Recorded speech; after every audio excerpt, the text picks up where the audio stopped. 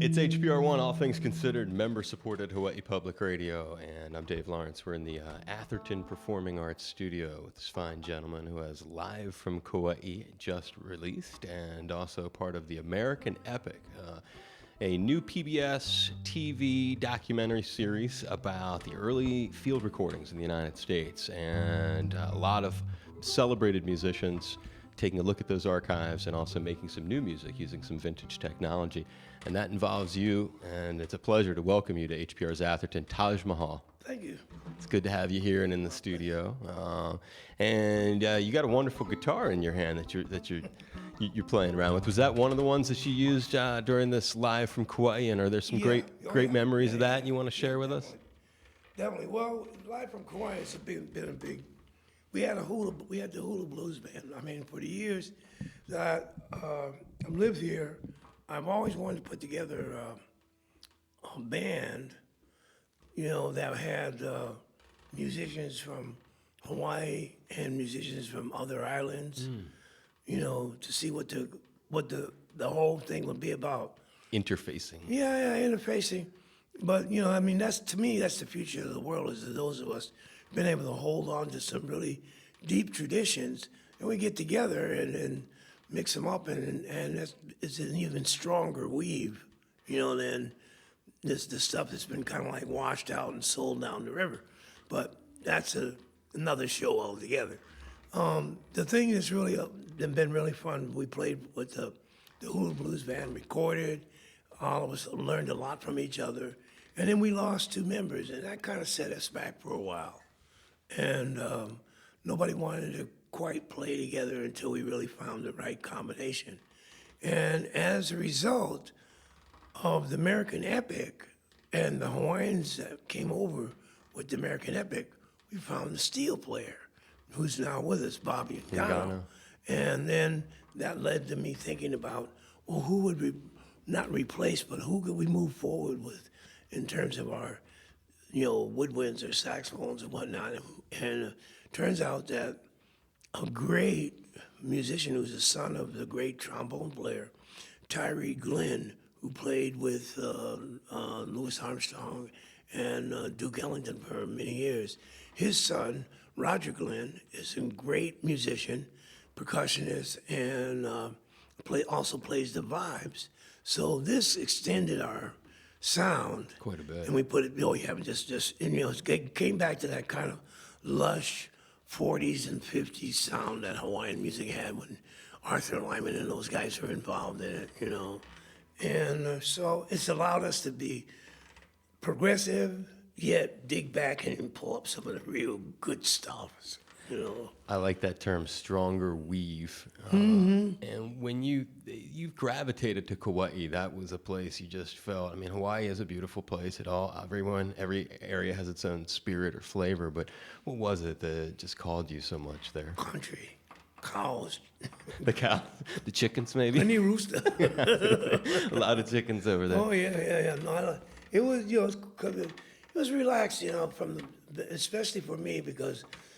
Those years, I was touring just intensely, more than almost 200 days a year away, or 175, When you get off the road, you want to go someplace that really will nourish you, and another city won't do it. Right. And Kauai is like nourishment central. It's like I would come home beat. And that same night I was home, I was up in the garden working late at night, So when you now, last time we talked, it was as I was welcoming Taj in, we were reminiscing about the last time that we got together. It was 2011, 2011, and you were not living there at the time, right? No, I'm not. I'm not back yet. I'm still not back yet. I'm not back yet physically, but I am back. I'm always here spiritually. In your heart, yeah. And there's been some, when I was looking at this recording, Taj, and taking a look at the set list of what was on there, and I was listening to it, I like how you have hot and cool for the disc, but they're both hot to me. I was trying to figure out, I was like, man, they're both hot. I find the second disc just as hot as the first one. But it reminded me of a classic live album of yours. There was a couple songs on there from the Real Thing, recorded back at the Fillmore, 71. Fishing Blues is one. Gotta Move Up to the Country. Paint My Mailbox Blue was another. Yeah. Do you have memories of doing that record and just how different it is to do a show then versus now? Well, yeah, I remember total memories of all of the records. I mean, I really saw myself as being lucky because, I mean, nobody gave me an agenda. Everything that's on the record is what I wanted on there. I had no agenda. Management didn't come in and say, "No, listen, we've got this." No, none of that. Excuse me. But everything has been about that. And so, I remember all the records. I mean, sometimes I don't listen to them for a while, and then I'll listen to them again, and I'm amazed. I'm really, literally amazed. Like, wow, we got all that music done. The thing about it that I am, I guess, flashing on is I think of this setting that live from Kauai. I have the disc here on the stool. The setting that was done in, and listening to those songs, and then the setting then. I mean, it's decades ago. It's this musty club. I mean, it's a theater. Bill Graham, a different vibe, a different era, but the same music I love. I mean, especially considering the roots, you can really trace the lineage of the music. Right. Yeah, and these are songs that I've known that people have loved all along. So I just want to make sure that they get to hear them in this other environment, musical and otherwise, So is that part of when you do a set list like this one, you're really looking over decades of career, kind of can be difficult maybe to put together? No? Not at all. Not a challenge? No, not at all. It's a lot of It's material. a lot of music, a lot of material. No, it is a lot of material. And a lot of times it's dependent upon the band and, and how much time we've had to rehearse a lot of the different tunes, because some of the stuff is during an era when a lot of people didn't hear what I was doing during that time. And so, I pull things out of that every now and then and say, okay, you guys listen to this for a while, and we'll come in when we get ready to play, we're going to try these tunes here. I like that. It's stuff that you're reintroducing to people, and it's in a new context in a lot of ways. Yeah. Sometimes it's in a trio format. Sometimes it's, I have like 6 or 8 pieces on the stage, and just to read through different bands. Right, and their interpretation of it too. Exactly, the musicians, their abilities and whatnot. So, I see myself personally more as a composer, as much as I do perform and this, that, and the other, and write and whatnot. But I really see myself as a composer who's lucky enough to have an audience that wants to hear him play too, because a lot of times you can compose and write great songs, but nobody wants to hear you. Right. You got both going on. And well, not only that, I both have a female and a male audience. The men are not mad at me because they're women like me. That's a very good point. And vice versa. Right. Some artists do get stuck on one side of the fence or the other in terms of who they bring out. And so many people. In fact, a woman came last night. She said, their whole life, she and her husband met by this music, loved by this music, got their children by this music, introduced the children to the music. It was amazing. She talked to me for about 5 or 6 minutes just to let me know that really, she says, I've been following you for almost 50 years now. She said, and you haven't disappointed me yet. That's a wonderful thing. Yeah. That's a wonderful thing to hear. You got a beautiful guitar in your hand. You feel like playing anything in particular from that? Yeah, maybe so. Let me listen to it for a second. Sure.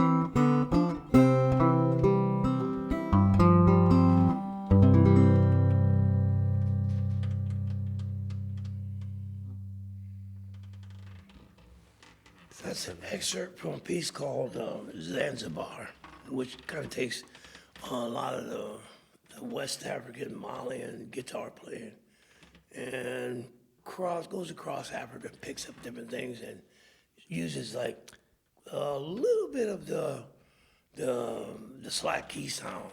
I like that slack key sound. Ali Farka-Toure kind of Yeah. Toure stuff is pretty exemplary of that. Right. That's what it might have made me feel like. Yeah. That's a great bridge to this project, this American epic thing. So much. I mean, having you involved seems very logical. I mean, all the cats are involved, but you've been into Roots your whole life. You've been checking it out, and when you were, who was it who first approached you? How did you end up getting linked? I got linked through Adam Block, who is the head of Sony.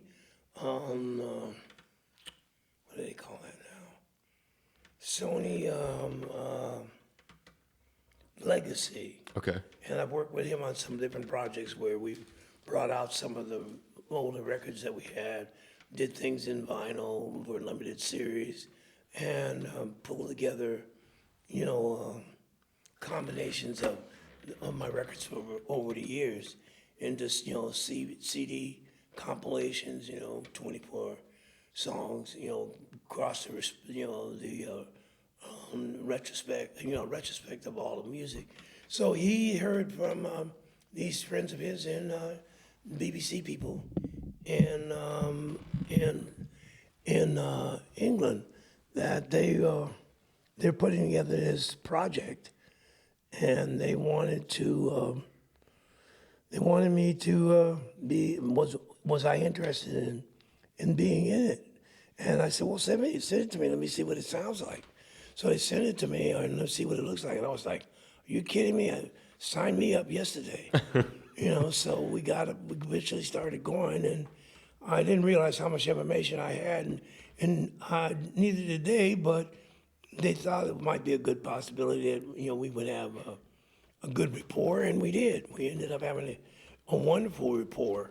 And so I ended up doing a lot of different things in the project itself, from playing to talking about it, and then, of course, they dug up some incredible pictures of me and back in the day, and then Mississippi John Hurt with me back when I was about 19 or 20, and, just me trying to really find my way with the kinds of older players that I look toward, that were passing their batons, and I happen to be lucky enough to be young enough to be interested in going for it, You guys used an old piece of technology too. What was that? I mean, it's got to be some memories of.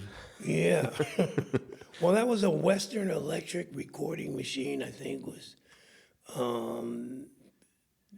invented somewhere around 1925.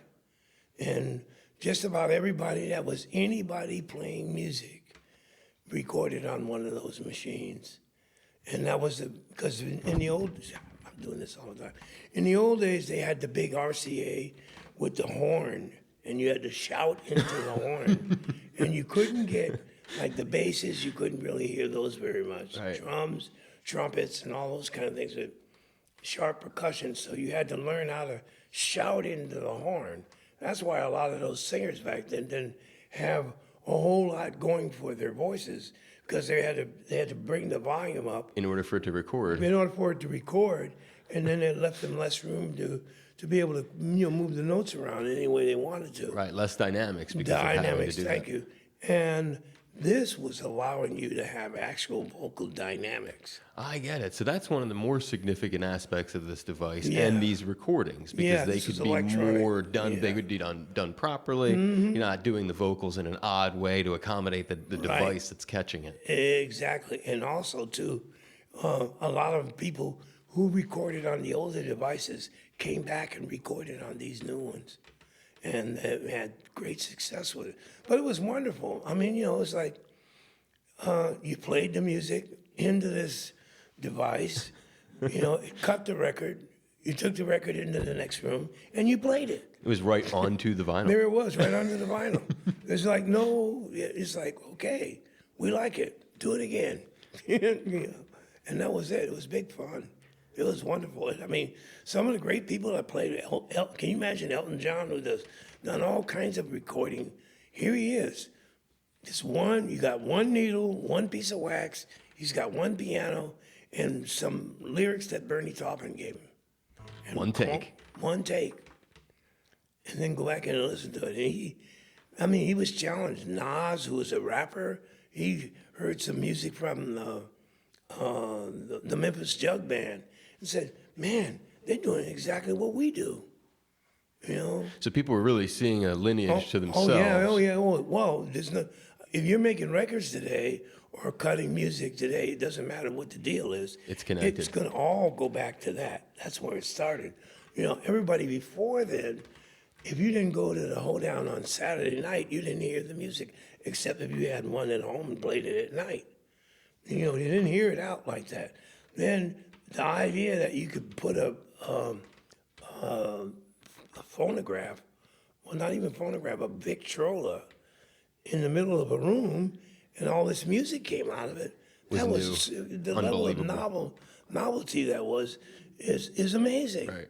And then there's the same thing with the Hawaiian music. This Joseph Kekuku, who's the one that originally made the steel guitar, and they had a recording of him that nobody ever knew he made. Him alone. So this process also, I'm reading into what you're saying, uncovered some recordings too along the way. And Yeah. And is the recording, is that a 33? What kind of, is this? Yeah, it's a 78. It's a 78. It's Okay, a 78. the device recorded as a 78. Wow, that's a trip. It made me think of bridging back into your earliest years, and you'll correct me if I'm wrong, but I imagine when you were really, really young, you got mom into gospel, dad West Indian cultural background, shortwave radio. And I'm thinking that's coming in from the shortwave radio, a lot of early recordings from around the world, different kinds of cultural, around the world. real cultural. So a lot of this roots journey you've been on starts there. I think it starts to some big degree with the British Empire, because my grandparents coming from the Caribbean, they were under the British Commonwealth. Right. And, your mindset is that here's London, here's Greenwich Mean Time, and the sun never sets on the British Empire. They're everywhere. Anywhere around the globe. It's like an octopus. Right, like an octopus. And when I was coming up, they were just beginning to, they were retracting their tentacles, But everybody that grew up before then had this concept, that India was playing Australia, and England was playing, France. So they, in some ways, brought a lot of this merging of things together, and it became natural in your mindset. Oh yeah, it was As normal as anything. Yeah, very normal. I mean, it's like you take Africans out of Africa and you put them in South America, Central America, the Caribbean, and the South of the United States. You're going to hear some different music, and we have. I mean, we got blues, we got R&B, we got cumbia, we've got salsa, we got just numerous amounts of music, and now it's normal for us to hear it, but it took a lot of years for those things to develop, and nobody thinks of it. If you go down to Santo Domingo, that they're going to play merengue, and they're going to play it day, night, and as long as you can hear it. But then they got this other stuff called bachata.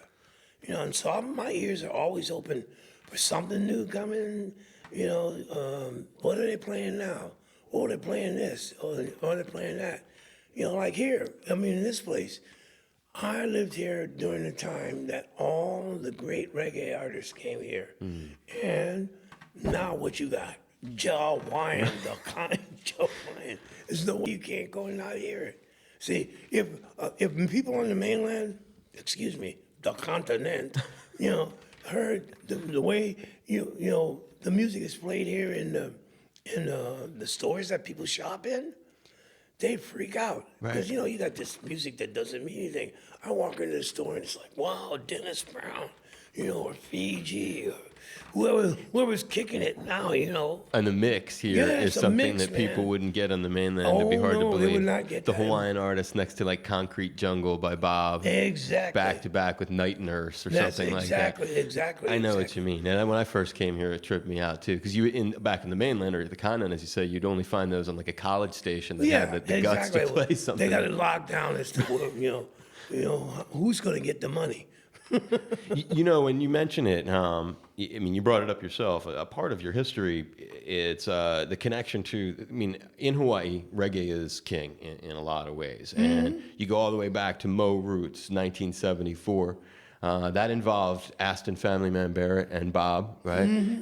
You look at 1992, Smiling Island of Song. With Bob's mom. Bob's mom. And Which was recorded here, by the way. And you have then with Ziggy. Yeah. I mean, so it's in a lot of ways. Are there other Marleys that I'm missing? Have you? No, I haven't. I haven't so recorded with Kaimani or Damien, none of those guys. Steven. I know them and I know their work, but I haven't recorded with them. Anything you can add? That was always one of the things that I guess you're a great guy to ask this. The connection between reggae and Hawaii. It's really a powerful relationship, and when you think about your connection with those cats, your experience of different island communities, can you draw some of the connections that? Well, the biggest connection is that these are island. These are all different islands.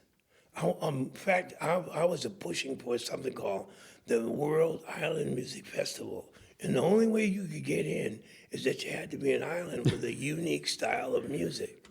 Because what ultimately happens is all those guys get pushed to the outside. And this is the first time that the islands are speaking to each other, you know, and it's going to happen even that much more now with social media and people can Allowing that. Oh, yeah. You know, you can hear some, I mean, because I travel, I got to hear people in lots of different island places. Yes. You know, but now, you know, you can stay in one spot if you know anything and go looking around, you know, looking around the world. But I think that it's a similar situation where reggae essentially came out of an underclass, and to some degree, Hawaiians have had that kind of energy. They had a plantation system here. Right. They had a monarchy. It was broken, but there's a lot of things. A lot of similarities. There's a lot of similarities when you really see it, and this music is a way to strengthen yourself. You know, to be able to say what you want to have to say. I mean, it's like what rap music did in the continent, you know, is that people were able to say what it was like from where they're coming from. You know, as time came on, a lot of times I don't know if they cooled off or they got wise or more business savvy or something. But, you know, what they started with was not what they ended up with, you know. But here it's really good. I mean, people feel this is a feeling culture. Feels, you know, it's a warm culture. It's connected, you know, and it's been fighting real hard to have its soul, you know, right there in front, not hidden. Not marginalized. Yeah, not marginalized at all. So reggae gives you an awful lot of strength, you know, in terms of how to present what you have to say, you know. And that's a good point. That was certainly Bob's one of Bob's early intentions. Because your life has had so many other things that you know. I'm looking at another new project that you got, and it's a holiday themed project, Talking Christmas. Blind Boys of Oh, with the Blind Alabama. Boys. Yeah. I mean, there's so many, and there's a lot of other folks. I mean, I could keep Taj here all day, but it was like sometime Island resident Sammy Hagar, recent thing with Greg Allman, the tribute, 2014 tribute, Van Morrison recording and playing. When it comes to all these kinds of cats, are they seeking you out? Or are you seeking to continue to broaden your scope? I mean, you have a lot of interesting collaborative projects you engage in. The Stones, you know, I mean, it goes all the way back to Rock and Roll Circus, all the way up to a couple years ago in Chicago. I was watching you out on stage with them. Is this something that you constantly do, or are these people coming to you to? It's a combination. It works both ways. I mean, you know, with I've been a huge fan of Van Morrison's since them. You know, I mean, and everything. I mean, his voice was like, this guy's like burning. Right. He's on fire. You know, no, I really love him. So you wanted to do that? Oh yeah. We've been talking for a while About doing it. About if someone came to me and said, "Hey, Van's thinking of doing a blues album. Are you in?" I said, "Sure. Are you kidding me? Yeah, of course I'm in." And then that morphed into a collaboration with different other artists. One thing leads to another in a lot of ways.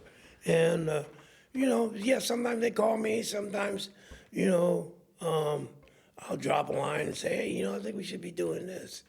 What do you think? Well, not right now. I'm kind of busy and, maybe it'll catch me up next year or year and a half from now. And boom, before you know it, time's there. And we're in the studio doing it, or we're on the road playing it, or I'll drop by and put my harmonica on, whatever, Rolling Stones? Yeah. How did that one come back a couple years ago? Yeah, that came back. Well, I mean, I initiated the first thing that made the Rock and Roll Circus album. That happened at the Whiskey A Go-Go when I was playing with Jesse Davis and Gary Gilmore and why am I going to go blank here? No, we're not going to go blank. Chuck Blackwell. Right on. And I just have to sometimes tell myself, no, you're not going to go blank. I have to do the same thing. Yeah, and Chuck Blackwell. And I opened my eyes and looked down on because I was playing into some emotional part of the tune. And I looked down on the floor, and it's like Mick Jagger dancing.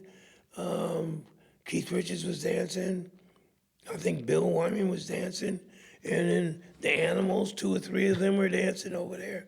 I mean, it's a full crowd of people. I was like, wait a second.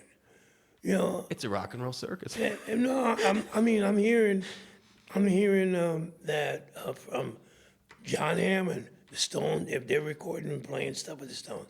Hearing from Ry Cooder, hearing from Hal Wilson from Canned Heat, from Bob the Bear Height from Canned Heat, from Jesse Fuller. From all these guys said, man, those guys really good. They're really nice, and they're really doing this, that, and the other thing. I literally got off the stage, came over and sat down and said, hey, you guys, how you doing? And they're, brilliant, mate, blah, blah, blah, blah, blah, blah, blah. I said, well, listen, I don't know what you got in the water over there, but whatever it is, if you ever come up with any projects that you think that we could be involved in, let us know. About 4 months later, they sent us 8 first-class tickets on BOAC, British Overseas Airways, for the band, 4 of us, the 2 road managers, and the road manager and his assistant, and the 2 managers from the office, and took care. I never reached my hand in my pocket except for stamps to send home or something to buy. They just took care of us in the best possible way for the couple of weeks that we were over there to make that. They're a wonderful host. And aside from them and Bonnie Raitt, I don't think there's anybody else that's been that generous in this business. That is so nice to hear. Oh, yeah, they were good. And I believe it. I had Joe Satriani on, and he had toured with Mick solo, and he said similar things about the generosity, the kindness, the things Mick would teach you and share with you, and the way he treated the audience, too. Oh, yeah. Caring about their experience so much. Yeah, they work with it. They know that they could, be parking cars somewhere, Right, that's a good way to keeps you straight, huh? Yeah, earn your own clothes too while you're out there. That'll keep you straight too. That's a good point. Kind of like farming. doing your own farming. That's right. It'll keep you down to the earth. Yeah. Well, I've had you here a long time this afternoon, and do you want to play anything else with the guitar? Let me think about something that'll be really nice. And I hope hope you've had fun too. It was great seeing you, bud. It's a lot of fun having you back.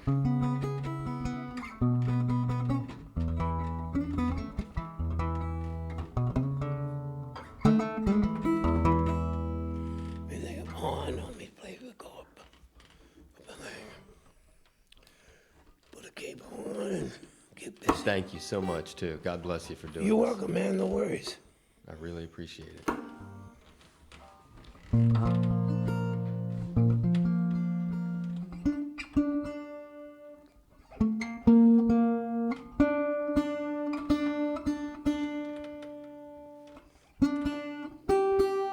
Somebody to look out for. Everybody's always asking me, what is the state of the blues? The blues is only good as those who are playing it, who really love it and really make a connection with it. Because you can play all kinds of notes, but when you really deliver that, there are two people. One of them is named Marquise Knox, young guy about it, and I think he's 24 now. Yeah, I think he made his first album when he was 16. Pretty serious young boy. And more the Chicago style. And then there's a young, kind of acoustic electric, 19-year-old from Georgia. Knox is from St. Louis, with family coming out of Mississippi. He used to go get sent regularly during the summers down to Big Mama's house down in Mississippi. So he comes by legitimately. Both his parents are from down there and grandparents from there. And then this other young man named John Tavius Willis, young guy. And he's just starting out, but boy, he's going to have a big career in front of him. And I'm sure they're starting to spring up. You see them and you catch a little glimpse and say, okay, Whoa. just relax. They'll be here. There ain't gonna be a whole lot of them, but there's gonna be some good ones. And those two are really good. The one's a little more the countryer style, and the other one's kind of like a little more coming off the Muddy Waters electric style. But he's got his own thing there too. Tips from Taj. Hey, And I appreciate it. and you can find both of them on the internet. You know.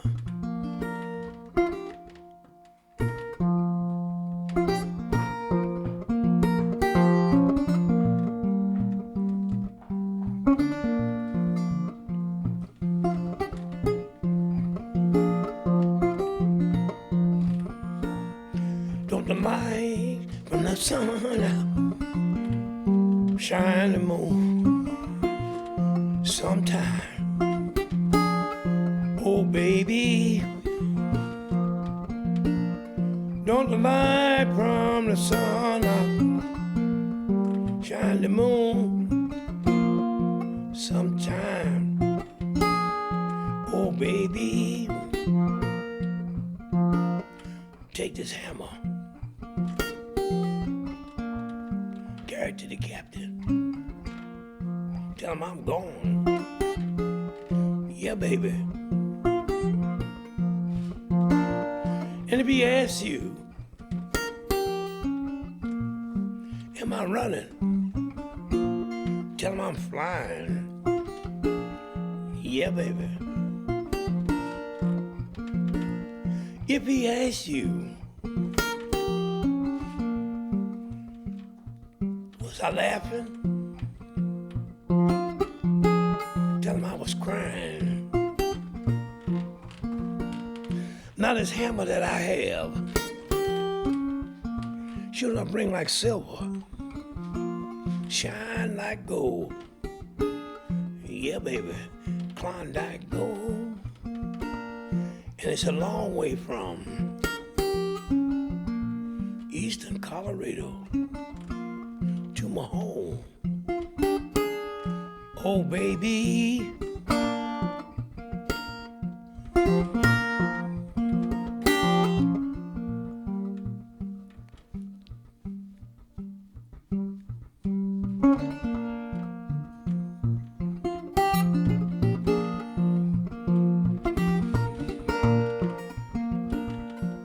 this hammer and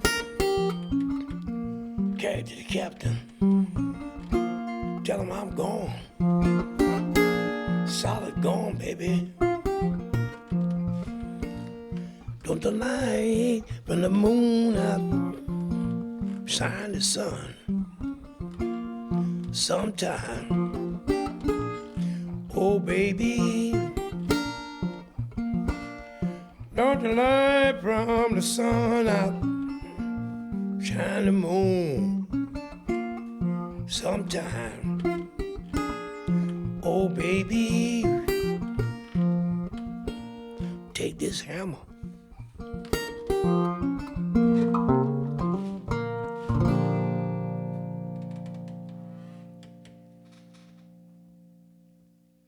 Taj Mahal, HPR, Atherton Performing Arts Studio, live from Kauai's the new record, American Epics, new series, and I'm just grateful for your time, grateful to have you in here, my brother. My pleasure. Always do appreciate it. And I'll leave you with this. Next time around, it's a great room to do something in. If you ever want to come back and maybe spend some more time in this room, maybe we can put an audience in. We could do a benefit for a cause in the islands if you wanted. We have a big homeless problem right now. Everyone's trying to pitch in to help out. But do keep in mind, the red carpet would be out. The door would be wide open. And I'd love to see you again next time. God bless you. My pleasure. Thank you, brother.